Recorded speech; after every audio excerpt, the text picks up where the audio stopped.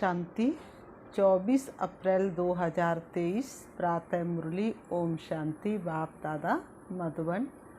आज बाबा ने सुनाया, मीठे बच्चे अपनी दिल से पूछो, हम ज्ञान की खुशबू फैलाने वाले खुशबूदार फूल बने हैं। सदा अच्छी खुशबू फैलाते रहें।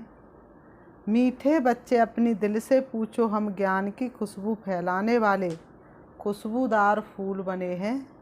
सदा अच्छी खुशबू फैलाते रहो। प्रश्न बाबा ने किया, किन बच्चों की अवस्था बहुत मस्त रहती है, गैलप करने का आधार क्या है? किन बच्चों की अवस्था बहुत मस्त रहती है, गैलप करने का आधार क्या है? उत्तर, जो अच्छे अच्छे फूल हैं, जिनकी बुद्धि में ज्ञान का मंथन चलता रहता है, उनकी अवस्था बहुत मस्त रहती है। ज्ञान और योग की शिक्षा दे खुशबू फैलाने वाले बच्चे बहुत प्रफुल्लित रहते हैं। गैलप करने का आधार है सच्चे परवाने बनना। माया के तूफानों से सदा बचकर रहना। श्रीमत पर चलते रहना है। गीत है महफिल में जल उठी समा, परवानों के लिए और प्रीत करी है दुनिया से मर जाने के लिए। ओम शांति। चेतन परवानों ने गीत सुना, परवाने कहो व फूल कहो, बात तो एक ही है ना।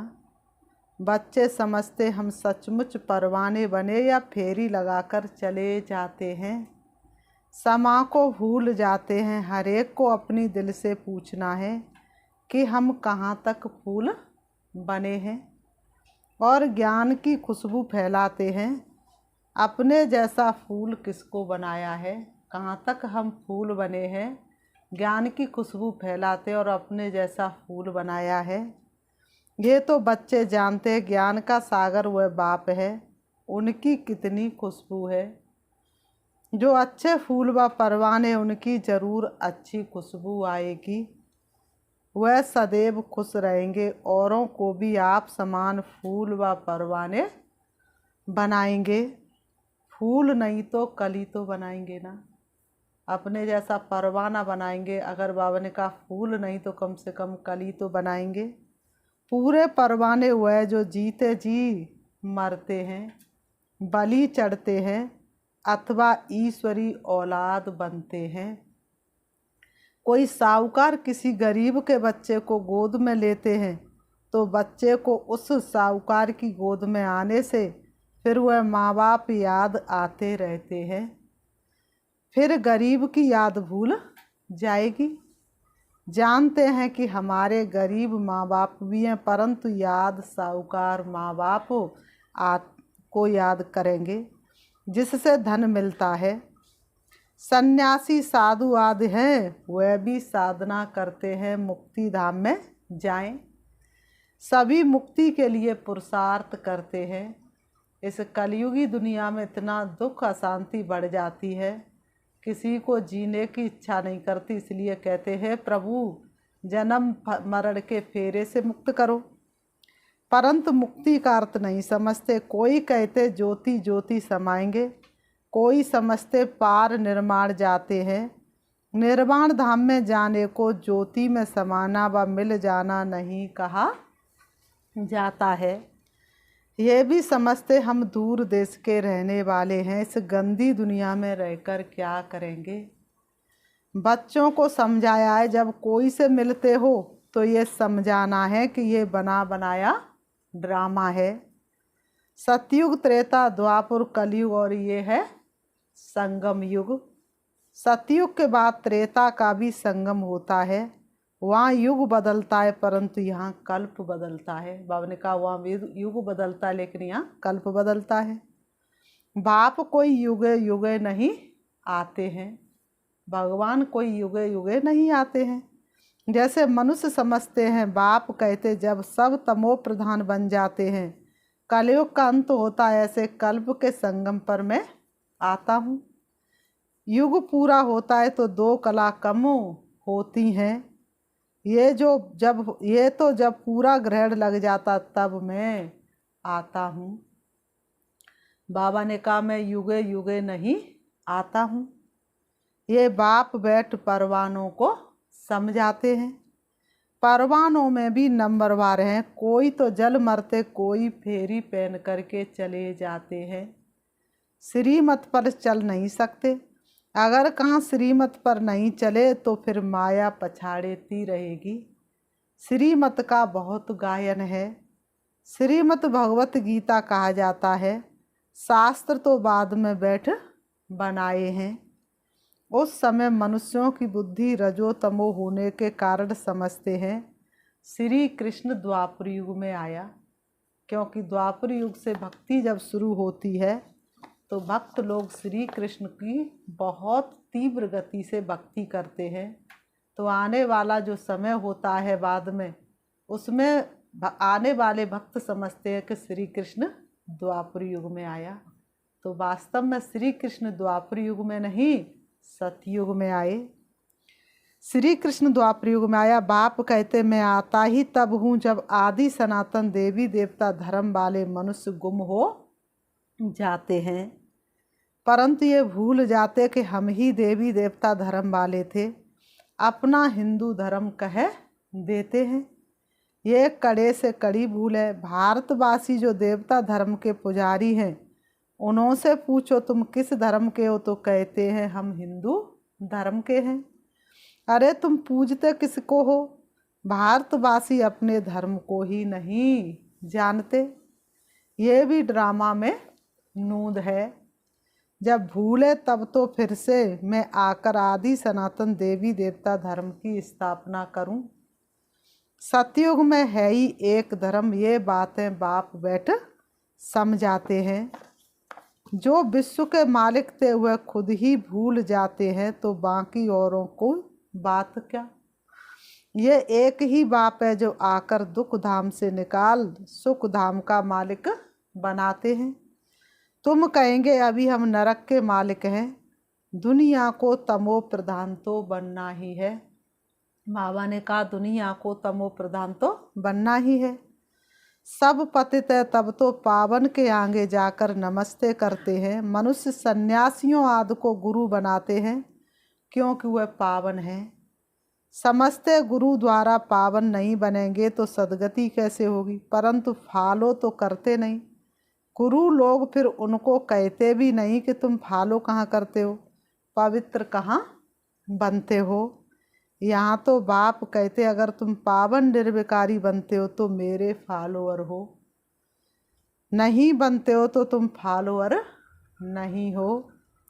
ऊंच गति को पा नहीं सकेंगे। सन्यासी ऐसे नहीं कहेंगे कि फॉलो करो, नहीं तो सजा खानी पड़ेगी। ये बाप कहते हैं श्रीमत पर चलो, नहीं तो क्या होगा, नहीं तो सजा खान बहुत त्राई त्राई करना पड़ेगा, सजा खानी पड़ेगी।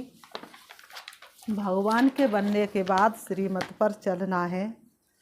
वह तो समझते आत्मा निर्लेप है, परंतु नहीं, आत्मा ही दुख सुख देखती है, ये कोई भी समझते नहीं।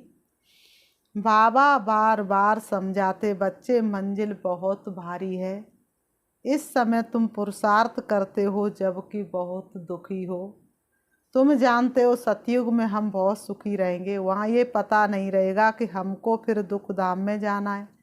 हम सुख में कैसे आए, कितने जन्म लेंगे, कुछ भी नहीं जानते। अभी तुम जानते हो कि ऊंच कौन ठहरे। तुम ईश्वर की औलाद होने के कारण जैसे ईश्वर नॉलेजफुल है, तुम भी नॉलेजफुल ठहरे।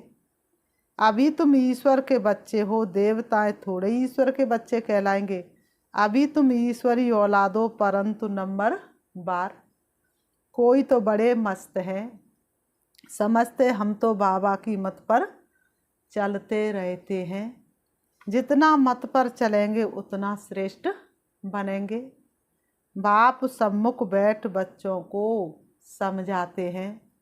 बच्चे दे अभिमान छोड़ो, दे अभिमानी बनो, निरंतर याद करो, परंतु सदैव याद कर नहीं सकेंगे। याद रहेगी नंबरवार पुरुषार्थ अनुसार, सो भी रिजल्ट अंत में निकलेगी। बाबा ने कहा सो भी रिजल्ट अंत में निकलेगी। बाप तो है ही सुखदाता, ऐसे नहीं कि दुख भी बाप ही देते हैं, बाप कभी बच्चों को दुख नहीं देते। बच्चे अपनी उल्टी चलन से दुख पाते हैं, बाप दुख नहीं दे सकते। कहते हैं भगवान बच्चा दो तो कुल वृद्धि को पाएगा।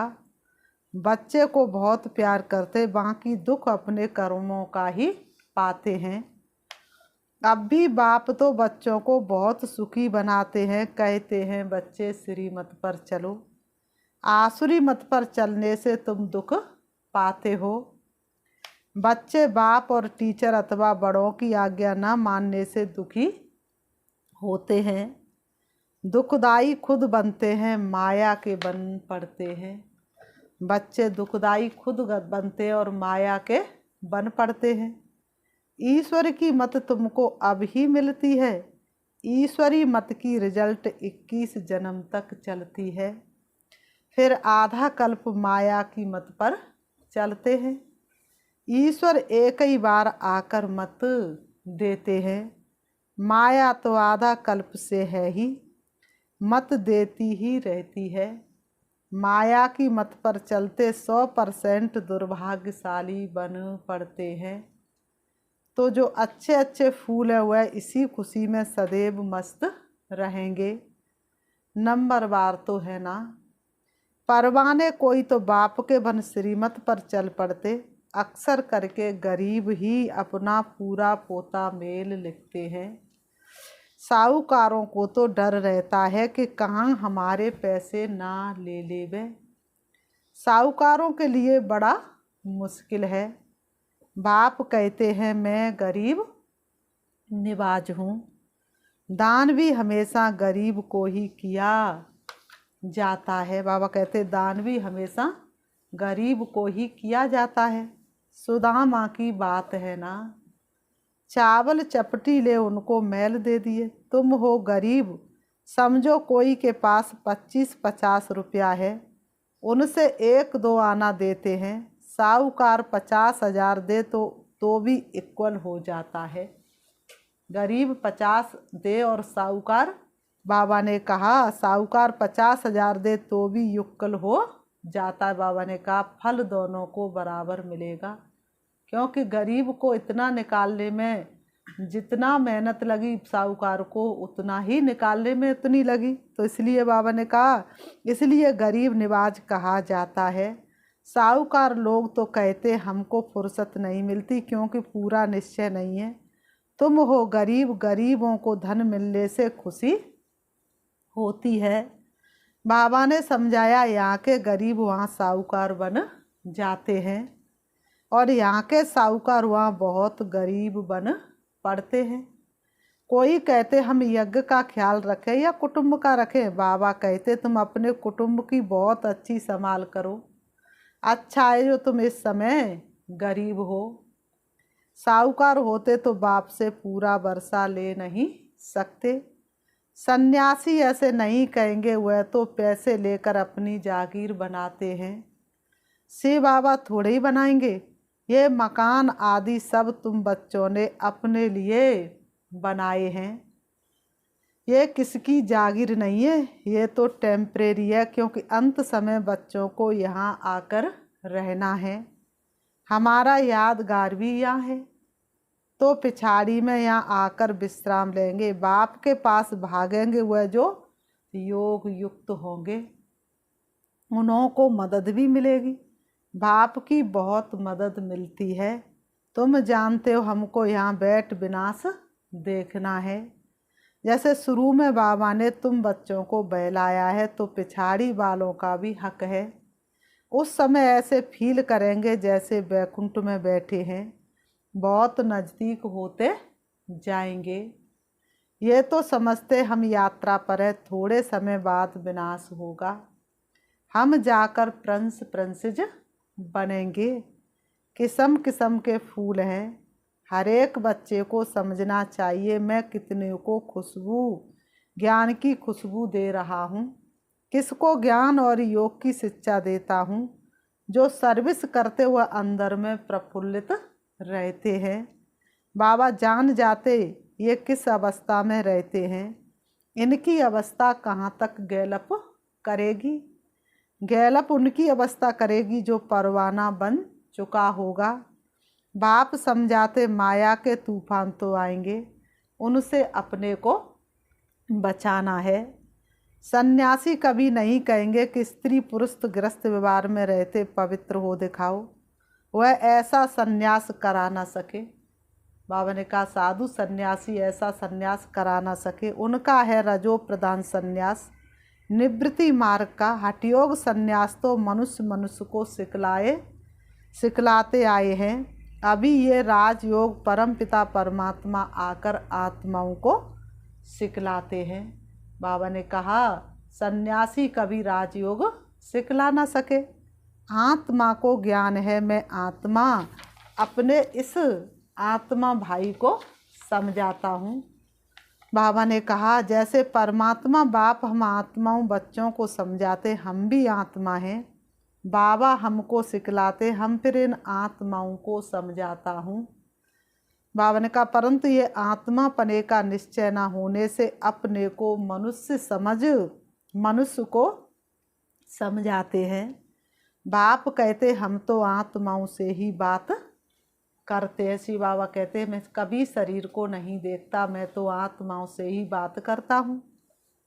मैं परम आत्मा तुम आत्माओं से बात करता हूँ। तुम कहेंगे हम आत्मा सुनती है, आत्मा को सुनाती है, ऐसे तुम देही अभिमानी हो, किसको सुनाएंगे तो वह तीर झट लगेगा। बाबा ने कहा तो वह तीर झट लगेगा। अगर खुद ही देही अभिमानी नहीं रह सकते तो धारणा करा नहीं सकेंगे। बाबा ने कहा खुद ही देही अभिमानी नहीं रह सकते तो दूसरों को धारणा करा नहीं सकेंगे। ये बड़ी ऊंची मंजिल है। बाबा ने कहा ये बड़ी ऊंची मंजिल है। बुद्धि में ये रहना चाहिए। हम इन आर्गन्स से सुनते हैं। बाप कहते हम आत्माओं से बात करते हैं। श्री बाबा कहते हम आत्माओं से बात करते हैं। बच्चे कहेंगे हम आत्माएं ब्रदर्स से बात करते हैं। बाप कहते हम आत्माओं को समझाता हूँ। बाबा का फरमान है बच्चे अशरीरी अर्थात देही अभिमानी बनो। देह अभिमान छोड़ो, मुझे याद करो। ये बुद्धि में आना चाहिए। हम आत्मा से बात करता हूँ ना कि शरीर से। भल फीमेल है उनकी भी आत्मा से बात करता हूँ। तुम बच्चे समझते हम बाबा के तो बन गए, परंतु नहीं, इसमें बड़ी सूक्ष्म बुद्धि चलती। तुम बच्चे समझते हम बाबा के तो बन गए, बाबा ने कहा नहीं, इसमें बड़ी सूक्ष्म बुद्धि चलती है। मैं आत्मा समझाता हूँ, ये बुद्धि में आता है। ऐसे नहीं कि मैं फलानी को समझाता हूँ, नहीं, ये हमारा भाई है। बाबा ने कहा कहाँ देखना है? भ्रकुटी के बीच में चमकते हुए सितारे को देखना है, अनुभव करना, ये मेरा भाई है। इनको रास्ता बताना है। ये आत्मा समझ रही है, ऐसे समझो तब आत्मा को तीर लगे। देह को देखकर सुनाते तो आत्मा सुनती नहीं है। बाबा ने कहा किसी की देह को देख करके सुनाते तो आत्मा सुनती नहीं है। पहले ही चेतावनी दो, मैं आत्मा से बात कर रहा हूँ। अपने आप से पहले ही चेतावनी दो, मैं आत्मा से बात कर रहा हूँ। आत्मा को बाबा ने कहा आत्मा को ना तो मेल कहेंगे ना फीमेल कहेंगे। आत्मा तो न्यारी है। मेल फीमेल शरीर पर नाम पड़ता है। जैसे ब्रह्मा सरस्वती को मेल फीमेल कहेंगे, शंकर पार्वती को मेल फीमेल कहेंगे, शिव बाबा को न मेल न फीमेल कहेंगे। तो बाप आत्माओं को समझाते ये बड़ी मंजिल है। बाबा की आत्मा इनको समझाती है। आत्मा को इंजेक्शन लगाना है तब देह अभिमान टूटता है, नहीं तो खुशबू नहीं निकलती है, ताकत नहीं रहती। हम आत्मा से बात करते हैं, आत्मा सुनती है। बाप कहते तुमको वापिस जाना है, इसलिए देही अभिमानी बनो, मन बनावो, फिर ऑटोमेटिकली मध्याजी भव आ जाता है। मूल बात है ही मन बनावो, बाप को याद करो। बल कहते तो सब हैं, भगवान को याद करो परंतु जानते नहीं। खास कहते ईश्वर को याद करो, श्री कृष्ण को व किसी देवता को याद नहीं करना है। अभी तुम बच्चों को बड़ी सूक्ष्म बुद्धि मिलती है। सवेरे उठ विचार सागर मंथन करना है। दिन में सर्विस करनी है क्योंकि कर्मयोगी हो। लिखा हुआ भी है नींद को जीतने वाले बनो, रात को जाग कमाई करो। दिन में माया का बड़ा बखेरा है। अमृत वेले वायुमंडल बहुत अच्छा रहता है। अमृत वेला शुद्ध पवन है। बाबा को ये तो लिखते नहीं कि फलाने टाइम पर उठ विचार सागर मंथन करते हैं। इसमें बड़ी मेहनत है। विश्व का मालिक बनते हैं तो ज़रूर थोड़ी मेहनत तो करनी पड़ेगी। बाबा ने कहा विश्व का मालिक बनते तो ज़रूर थोड़ी मेहनत तो करनी ही पड़ेगी। फिर बाबा ने कहा अच्छा मीठे मीठे सिखी लते बच्चों प्रति माता पिता बाप दादा का याद प्यार, और गुड मॉर्निंग रूहानी बाप की रूहानी बच्चों को नमस्ते। हम रूहानी बच्चों की रूहानी बाप दादा को याद प्यार और नमस्ते नमस्ते नमस्ते। धारणा के लिए मुख्य सार नंबर 1, ध्येय अभिमानी बनने की मेहनत करनी है। हम आत्मा भाई से बात करता हूँ। आत्मा बोलती है, आत्मा इन आर्गन्स से सुनती है, ये अभ्यास करना है। नंबर 2, उच्च गति के लिए पावन निर्विकारी बनना है। जीते जी मरकर पूरा परवाना बनना है। जीते जी मरकर पूरा परवाना बनना है। वरदान, एक हिम्मत की विशेषता द्वारा सर्व का सहयोग प्राप्त कर आगे बढ़ने वाली विशेष आत्मा भव। एक हिम्मत की विशेषता द्वारा सर्व का सहयोग प्राप्त कर आगे बढ़ने वाली विशेष आत्मा भव। स्पष्टीकरण है, जो बच्चे हिम्मत रखकर निर्भय होकर आगे बढ़ते हैं उन्हें बाप की मदद स्वतः मिलती है। हिम्मत की विशेषता से सर्व का सहयोग मिल जाता है। इसी एक विशेषता से अनेक विशेषताएं स्वतः आती जाती हैं। एक कदम आगे रखा और अनेक कदम सहयोग के अधिकारी बने। इसी विशेषता का औरों को भी दान और वरदान देते रहो, अर्थात विशेषता को सेवा में लगाओ तो विशेष आत्मा बन जाएंगे। स्लोगन, बुद्धि से इतने हल्के रहो जो बाप अपनी पलकों पर बिठाकर साथ ले जाए। बुद्धि से इतने हल्के रहो जो बाप अपनी पलकों पर बिठाकर साथ ले जाए। अच्छा, ओम शांति, ओम शांति। अभी हम प्यारे बाबा को 5 मिनट याद करेंगे, देखेंगे अपने आप को। मैं सर्व प्राप्ति संपन्न आत्मा हूँ। मैं संपूर्ण ब्राह्मण आत्मा हूँ। भगवान के यज्ञ की संपूर्ण मददगार हूँ। मैं मास्टर सर्वशक्तिवान हूँ। सर्वशक्तिवान पिता की प्यारी संतान हूँ। सृष्टि रंगमंच पर मुझ आत्मा का सबसे श्रेष्ठ पाठ है। आदि से लेकर अंत तक मुझ आत्मा ने मुख्य एक्टर के रूप में पाठ बजाया। धीरे धीरे मैं आत्मा सृष्टि चक्र में आते आते कलयुग के अंत में आ गई। कलाहीन हो गई, शक्तिहीन हो गई। प्यारे शिव बाबा ने ब्रह्मा बाबा के तन के द्वारा मुझे सत्य ज्ञान दिया। अब मुझे परमात्मा प्यार की संपूर्ण बनने की, सर्वशक्तिवान बाप से शक्ति लेने की उमंग उत्साह इस सृष्टि रंगमंच से दूर ले जा रही है। मैं आत्मा ज्ञान योग के पंखों के द्वारा उड़ रही हूँ। मैं दिव्य चक्षु के द्वारा अपने संपूर्ण विश्व की आत्माओं को देख रही हूँ और नीले गगन में उड़ रही हूँ। मैं संपूर्ण बंधनों से मुक्त होकर के उड़ी जा रही हूँ। सूरज चांद सितारों से पार मुझे संपूर्ण स्वतंत्रता का अनुभव हो रहा है। उससे भी ऊपर सूक्ष्म वतन, उससे भी ऊपर चली जाती हूँ हल्के सुनहरे लाल रंग के आसमान में, जहाँ चमकता हुआ दिव्य सितारा है। वही मेरा शिव बाबा है। जहाँ सूरज चांद सितारों का प्रकाश नहीं पहुँचता, परमात्म शक्तियों से प्रकाश ही प्रकाश है। मैं आत्मा शिव बाबा की किरणों के नीचे हूँ। उनकी रंग बिरंगी किरणों ने मुझे चारों तरफ से ढक लिया है। मैं आत्मा संपूर्ण आनंद की अनुभूति कर रही हूँ। मेरे अंदर सर्व शक्तियाँ समाहित हो रही हैं। मुझे अतीन्द्रिय सुख और आनंद की अनुभूति हो रही है। मैं वही गोपी हूँ जिनका गायन शास्त्रों में है।